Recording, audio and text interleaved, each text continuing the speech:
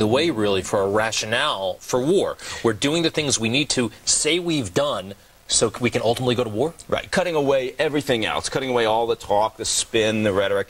Yeah, I mean, at the end of the day, I think that's what we're doing. Okay. War with Iran, though. I mean, number one, most military experts I've talked to say we do not have the troops available to go into Iran as far as any kind of land invasion. Right. And an airstrike, you know, sometimes air can get the job done, sometimes it can't. Right. Right. Nobody in their right mind, I think, including the most rabid neocons at this point, would call for an invasion of Iran or boots on the ground. It's not feasible. And so I think what we're looking at, if we get to the point where we honestly believe, and it's all predicated on our intelligence, and I mean, how much does this sound like a previous situation? We've got a regime hostile to us.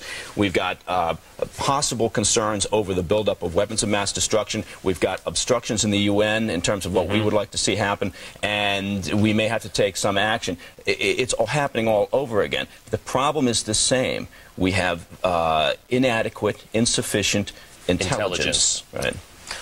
Well, first of all, that sort of raid at best would be a delaying tactic. Iran, if it wanted to get a weapon, would really be able to get a weapon.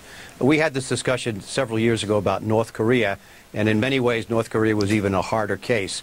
The issue here is not sanctions, which are not going to work. The issue is not war. The issue is diplomacy. My view is, as it worked with North Korea, we could probably arrange some kind of a deal with Iran. But a strike now or even the next couple of years, it seems to me, would reunite the Shia and the Sunnis. It would turn the Arab and Islamic worlds against us. Oil would probably spike at a couple $100 a barrel, and God knows what else would happen. I think it's unnecessary. I think it would lead to potentially a cataclysm, and I think it can be avoided. United States right now, much of the world not supporting what we're doing in Iraq. Your opinion, what if we did this in Iran, if we in fact launched an airstrike by the end of the Bush administration, how much of the world could we get on our side? I would say virtually zero. The Chinese and Russians are going to oppose us. It would turn the Gulf upside down. You might even see revolution in the Gulf. Bahrain is a Shia-dominated state. Unfortunately, the consequences are horrible.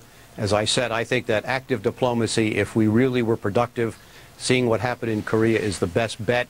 And if that were to fail, I think that a regime of containment and deterrence that was supported by Russia and other nuclear powers would work. It's a fallback position, but war right now would be strategically cataclysmic. But if you want to go from what we're doing now to war, the Iranian government has options. They get to push back. All I'm suggesting is, we've got guys on that border with Iraq. We have got to be very careful on what the next step is. I don't think the next step should be bombing Iran. I think you got to talk to them first. Even if we hit every target that we aimed, and we've never done that in the history of warfare, hit every target. Yeah. It would only push back the Iranians 5 years. We got to talk to them first. Well, I think talking to them, fine. Bombing them, no.